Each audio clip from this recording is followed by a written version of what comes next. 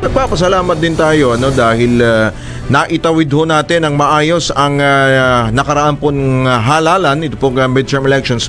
Nagpapasalamat tayo of course bukod doon sa COMELEC, sa AFP, kay PNP Chief General Romel Marbil, at maraming salamat po dahil po sa inyo pong marami pong mga ipinatupad na reforma at mas naging disiplinado na po ang professional, tumaas po ang moral ng mga LESPO at naramdaman po ng komunidad na ligtas po ang publiko at syempre dahil po sa pinaigting po na police visibility, lalo po dito sa Metro Manila. Kung inyo po makikita, maraming police po na naka-deploy diyan po sa mga pangunahing pong lugar, mga matatao pong lugar.